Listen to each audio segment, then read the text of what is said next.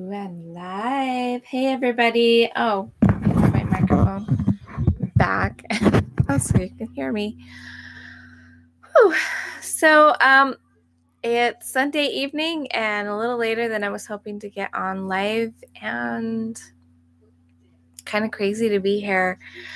So I put the title Solos, Dancing, and Things Falling into Place. So first of all, thank you so much. Last I looked, I have 33 subscribers to this channel. Yay! I'm so excited. My YouTube channel subscriber goal was 44.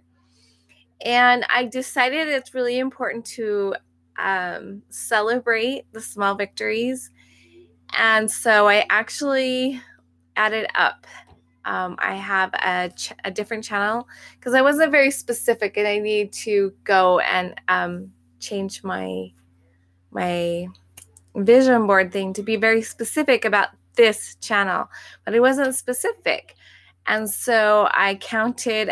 I have 2 dead channels that I need to go do something about, see if there's anything on there that needs to be kept. So between the 2 dead channels, I have 6 subscribers. And then I had 31 subscribers on this channel, which is now 32. And I had 8 on my channel, Michelle Mormon. And so, and I added them all up, I came to 45, and I was so excited. And so I decided that counts. That counts for celebrating my goal. And whoever is watching live, hello. So my next goal for this channel is 111 subscribers. That would be so fun. So last night I went dancing and I had fun. I stayed up way too late, talking to a friend until way too early in the morning. And I'm feeling it and thinking that I'd rather be sleeping than doing a YouTube live.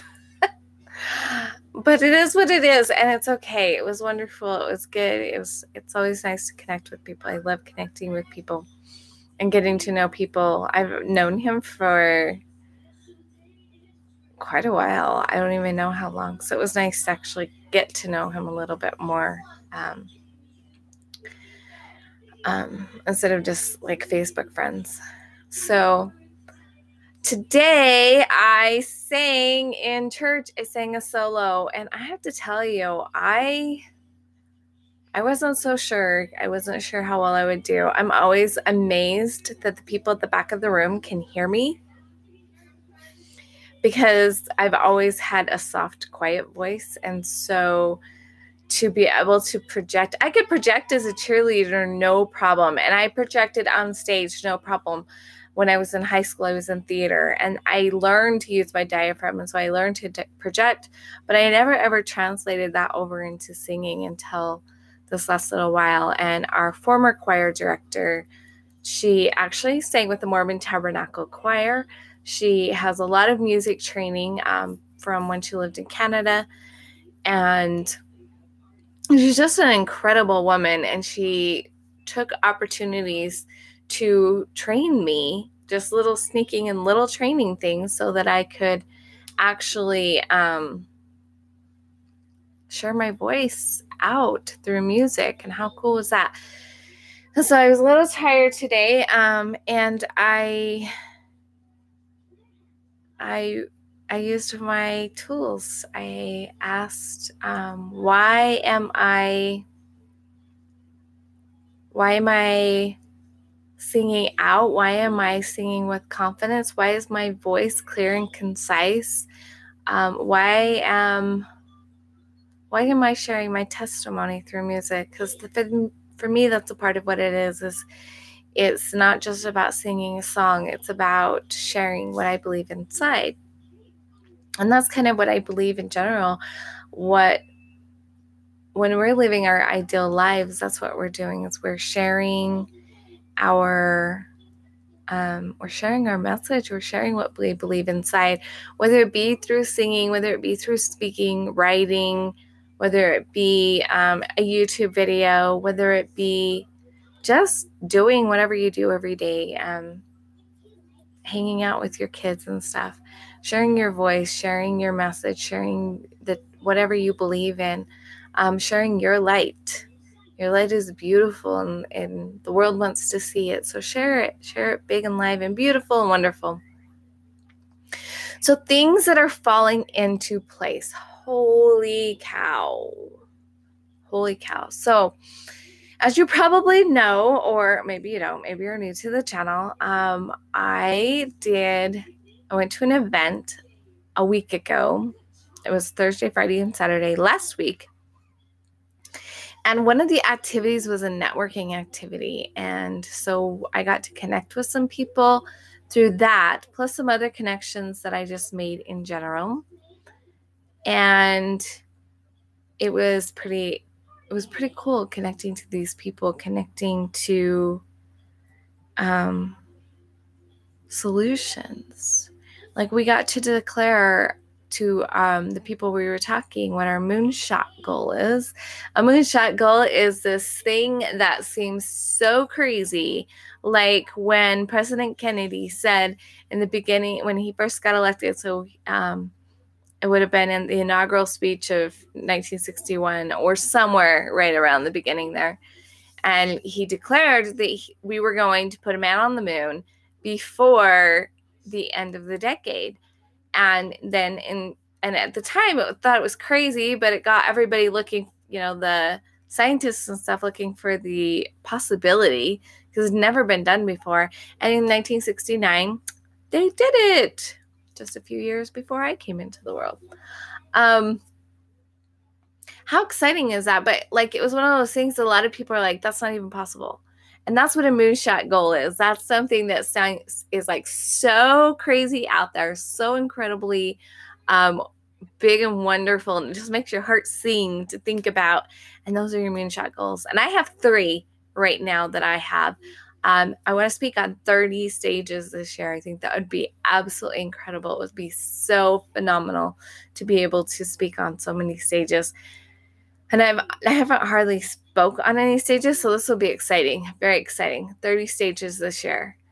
I want to host monthly retreats. That is like something that just, it makes my heart go amazingly exciting. Like, I want to do all kinds of events, but I really want to host retreats.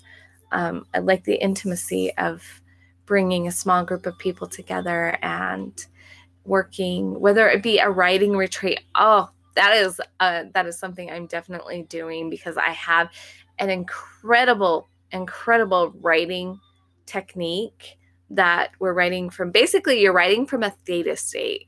If you've studied any of the alpha, beta, theta, is it gamma? The different brainwave states. And so the one is writing from a theta. This is how I write. I get into a meditative state and I write, and it just flows out of me, and it's incredible. Soon I will probably make a video of me reading my Christmas story to you. I apologize if the kids in the background are noisy. My Christmas book, I actually wrote from this state. So every time I read it, I feel like I'm amazed. I'm like, wait, I wrote that? Whoa. And a lot of times I forget what I wrote in it because of the state I was in when I wrote it. So you can learn so many powerful things from writing this way. And it's a great way for doing healing journaling, to write in this state, because your brain's not getting in the way. Your ego brain isn't getting in the way of what you're putting out on paper. It's incredible, absolutely incredible. And I want to host a retreat where I teach this, that we'll do some dog shush. We do some of this. We do some of this meditative journaling stuff to clear anything that may be in a way. Fears of writing a book, fears of writing, or fears of getting it wrong, fears of publishing. We'll like do some journaling activities with it, and then spend hours writing. And like my children's book, so if you want to write a children's book, it took me like 3 hours to write. I think I did it in I would do 1 to 2 hour time chunks of my writing at the time I was writing that. That was when I was writing daily. I want to get back to that somehow. And during that time, it took me 2 times to write my book. It took me probably a week to write one of my other books, and maybe a week to 2 weeks to write another book. And that was doing in this. If I do a thing where people are writing for like 6 to 7 hours a day we take lots of breaks and stuff. But if we're writing in that state, most people will probably get a whole book done if that's what they want to do. So isn't that exciting? I'm like, oh, it just makes me so excited to do. And then all the ideas, I have some incredible ideas for retreats and events. And I'm just so excited. But here's the thing. These connections that I made at this retreat, if Casey follows through, Casey has invented a water filtration system that is for, it purifies pretty much everything out of the water. He had designed it to take out chemicals, to take out gas, to take out mud, to take out dead, gross stuff, to take out everything, because he noticed that when there was floods and things like that, natural disasters, and in countries where they don't have access to clean water, he wanted to give a way where they could do that, especially with the portable in going into natural disasters. And they're, anyway, it's just really cool. And he wants to present at an event in Utah. And he's offered me the opportunity to speak at his event, which I'm just in awe of that. I'm just like, yes, I will totally. That sounds so fun. When he first offered to me, I was like, I don't even know what I would speak about that would go along with what you're doing. But then I just said, can I be just open to getting an idea and not saying yes or no right now, but if an idea comes to me, then I will. And the next morning, an idea came to me, and I know what I'm speaking about, and I get to create a presentation for him so that he gets to see what I want to speak about. Just so excited. And then I met Jared, and he's putting on monthly events, and we're shooting for August for me to speak at his event. And so that's 2 already linked up. I have another person I'm talking to that I'm hoping to get on his stage.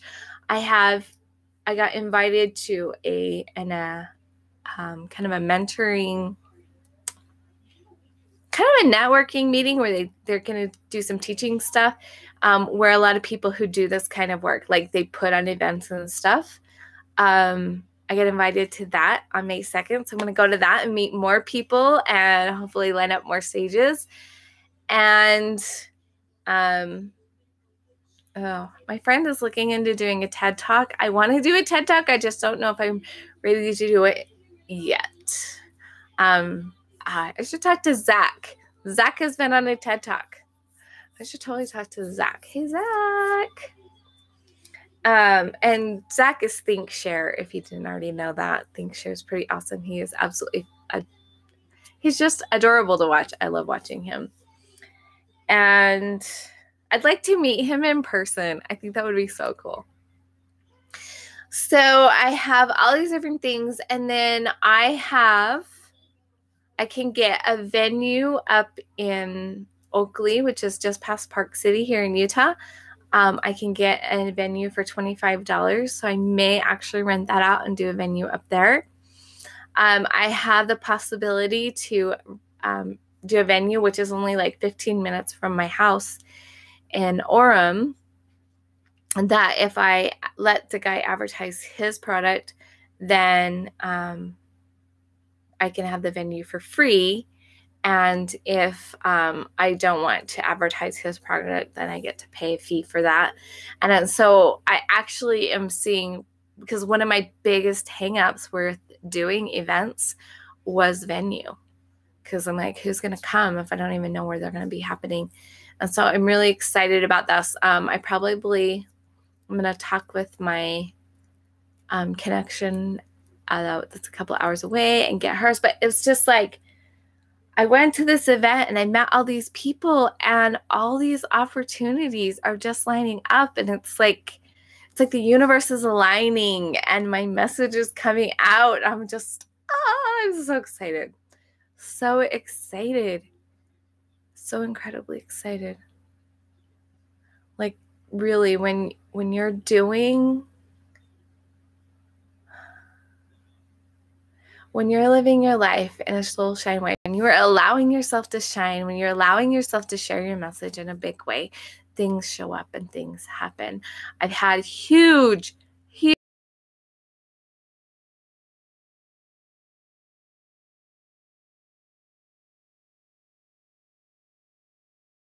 stuff come up about abandonment. Because when my parents got divorced when I was 12, that's when all of a sudden we went from, I wasn't aware that there was, thank you, dog. That's Sneakers. He is the shaggiest. He's not technically a mutt because he's a Shih Tzu. So he's not a Shih Tzu. He's a Shih Tzu. He's half Shih Tzu, half poodle. So he's like a hybrid dog. And so he's not a mutt, but you would think he was. Silly dog. Anyway, so what was I saying? Saying something. I forget. So sorry about that. Must have been amazing or not. Okay, so anyway, I was talking about my money breakthroughs. My parents got divorced when I was 12.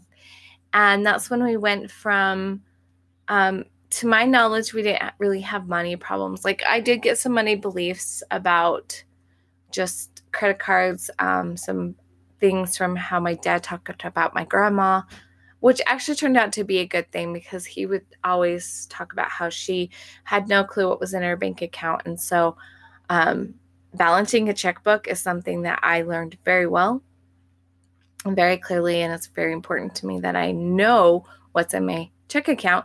So that was actually a good thing I got from my childhood beliefs about money. But we didn't have a lot of money, but my parents bought a side of beef every year with their tax returns. So we always had meat. I didn't understand until I was older that whole thing about why so few people had steak very often, because we had steak all the time. And we had a garden, and so even though we didn't necessarily have a lot of money, there was a lot of fruit, like good living, so that I didn't notice I didn't feel like I went without things other than toys that I asked for that my mom didn't approve of and didn't want me to have. So I didn't really feel like I was missing out on anything until my parents got a divorce. And not only did my dad leave my life, but I felt like money left my life. And so I've had poverty mindset since I was 12. So I had this huge breakthrough about that. Really excited. My other one is that money kills you, because my mom ended up in a mental health ward when I was 15 because she was working 4 jobs and going to school, which is why I have an aversion to work. Yay. Good to know that, though, because how can I put my life's work out there if I have an aversion to work, right? So these are just some of the fun things that I've been thinking about, some of the fun things that are going on. I have a couple more phone calls to make this week. Get to try out that guy's product to see if it's something I do want to advertise, and then arrange for my first event and start advertising it. Isn't that exciting? Wish me luck. And thank you so much for being my subscriber. I'm so excited to have you subscribing. Like I said, last time I looked at 33 subscribers, and 33 is one of my favorite numbers. I love the repetition numbers, 11, 22, 33, 44, 55, 66, 77, 88, 99, 111. I'm I'm not a big fan of 666, but but so my next YouTube subscriber goal for this channel is 111, and then after that 444, and then 1011 or 1111. That one will be really fun, because when I get to 1111, sorry, you'll get ads, but how exciting that I will actually be past 1,000 subscribers. So exciting. Okay, so hopefully you got something out of this video besides just silly randomness. I will see you live next Sunday evening. It might be a super short just check-in, because Friday is my daughter's birthday, and my daughter-in-law graduates on Thursday from BYU. And so we've got a lot of family stuff going on, and I think we're celebrating my daughter's birthday on Sunday, because she also, 3 of my kids are in a little musical theater group, and their plays that they're doing are Friday and Saturday. So it's going to be pretty crazy time around here. This week's kind of fun. So I think it'll be just a quick check-in to say, hey, I'm here, but I'm having family stuff. I might do it from my phone. Maybe include the family. Anyway, so remember to let your soul shine big, bright, and beautiful. Remember to be you. And I will see you tomorrow.